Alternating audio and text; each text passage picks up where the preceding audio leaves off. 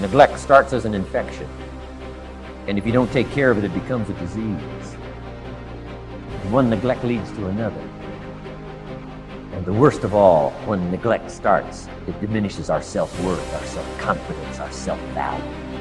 It's easy to take the easy option. It's easy to rationalize. If no one around you is living at a high level, no one around you is achieving at the highest level, it might seem okay to take it easy.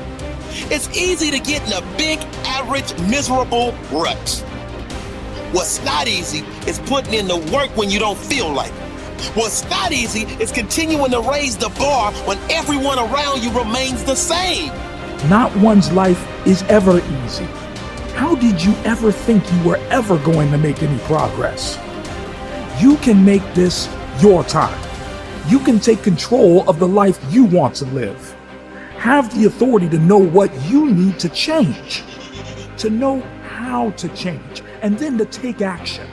Have discipline for yourself into progress. Switch your routine. Good people can't really handle them on the level that someone who's great is. So you're praying for greatness and a problem comes and you're running from the problem. You don't understand that it is in solving the problem that you become wealthy. You don't understand that when you solve that problem, you solve something that 2 other million people couldn't solve. And so once you solved it, that solving the problem elevated you. There's so much knowledge out there, so much information, so many ways to get better. And we make so many mistakes. We're the product of our mistakes. And oftentimes the lesson is sitting there right in front of our face. It's there to be learned, but we miss it, or we don't pay attention to it, or we think we know better until it punches us in the face. Be confident in your ability to overcome any challenge that comes your way. Why? Because your level of confidence is going to determine what you strive for. If you don't have confidence, what you'll do is you'll see something that you want, but you won't go for it because you'll tell yourself, I'm not cut out for this. I'm not good enough for this. I don't speak well enough for this. I'm not credentialed enough, or I'm not qualified enough. And what you're doing is holding yourself back. Think about how can you do something different? We decided to take a risk and be different. So how can you be different in your category, in your career, in your field of interest, whatever you're doing? How can you purposefully choose to evolve and do something different? Because that's a risk. And sure, not all risks are rewarded, but I'll tell you what's never rewarded: stagnation. One of the things that we must do is that we must be involved in working on achieving self-mastery. You must work on yourself continuously. Never be satisfied with yourself. If you can't fly, run. If you can't run, walk. If you can't walk, crawl. But by all means, keep moving. Part of the reason that people go watch anti-heroes and villains is because there's a part of them crying out for the incorporation of the monster within them, which is what gives them strength of character and self-respect, because it's impossible to respect yourself until you grow teeth. And if you grow teeth, then you realize that you're somewhat dangerous, or maybe somewhat seriously dangerous, and then you might be more willing to demand that you treat yourself with respect and other people do the same thing. And so that doesn't mean that being cruel is better than not being cruel. What it means is that being able to be cruel and then not being cruel is better than not being able to be cruel. Because in the first case, you're nothing but weak and naive. And in the second case, you're dangerous, but you have it under control. And a lot of martial arts concentrate on exactly that as part of their philosophy of training. It's like, we're not training you to fight. We're training you to be peaceful and awake and avoid fights. But if you happen to have to get in one, and I guess the philosophy also is that if you're competent at fighting, that actually decreases the probability that you're going to have to fight, because when someone pushes you, you'll be able to respond with confidence, and with any luck, and this is certainly the case with bullies, with any luck, a reasonable show of confidence, which is very much equivalent to a show of dominance, is going to be enough to make the bully back off. And so the strength that you develop in your monstrousness is actually the best guarantee of peace. And that's partly why Jung believed that it was necessary for people to integrate their shadow. And he said that was a terrible thing for people to attempt, because the human shadow, which is all those things about yourself that you don't want to realize, reaches all the way to hell. And what he meant by that was, it's through an analysis of your own shadow that you can come to understand why other people are capable, and you as well, of the sorts of terrible atrocities that characterize, let's say, the 20th century. And without that understanding, there's no possibility of bringing it under control. It's also partly why the path to enlightenment and wisdom is seldom trod upon, because if it was all a matter of following your bliss and doing what made you happy, then everyone in the world would be a paragon of wisdom. But it's not that at all. It's a matter of facing the thing you least want to face as the gateway to wisdom, and the gateway to the development of personality, which is exactly the same thing, is precisely through the portal that you do not want to climb through.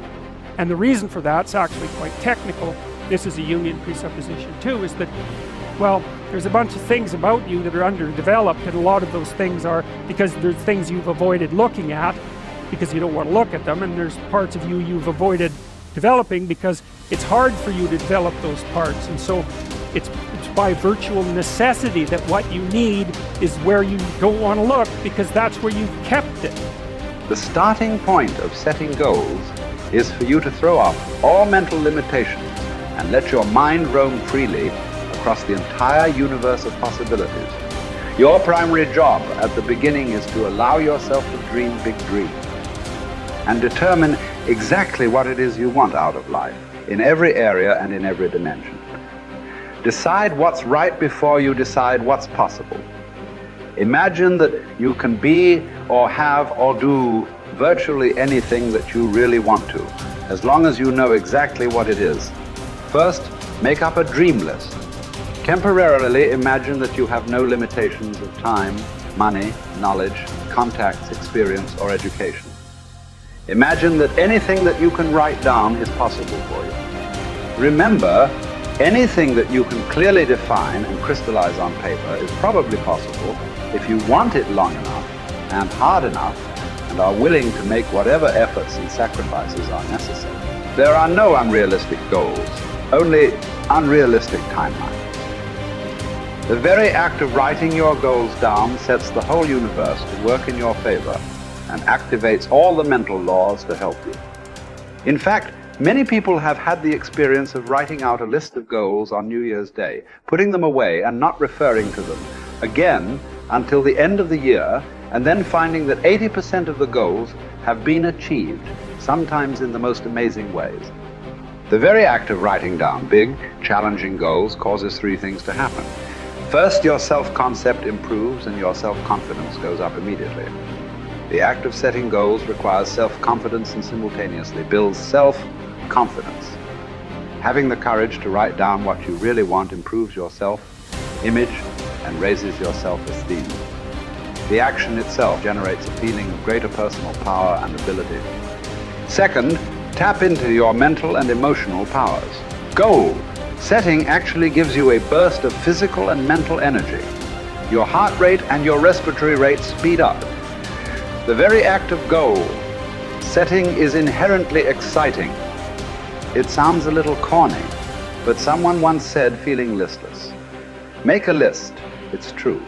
It's like stepping on the accelerator of your own mental and physical potential. And if you do it every day, the results can be amazing.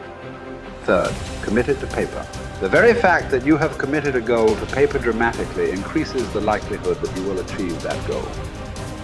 Your mind is structured in such a way that you cannot write down a goal clearly on paper without simultaneously having the ability to somehow attain it. The most important question is, how badly do you want it?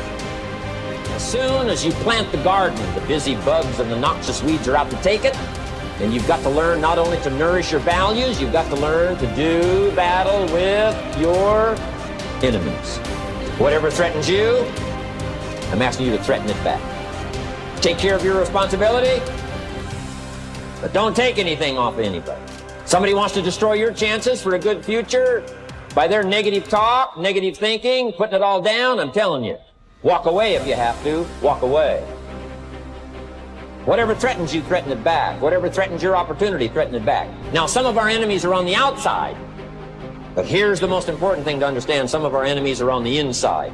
Let me give you a quick list. Indifference. You got to do battle with your own indifference. Boy, it's easy to coast, especially if you've accomplished something, extraordinary. Now, somebody says, I got to relax. Here's the key. Not too long.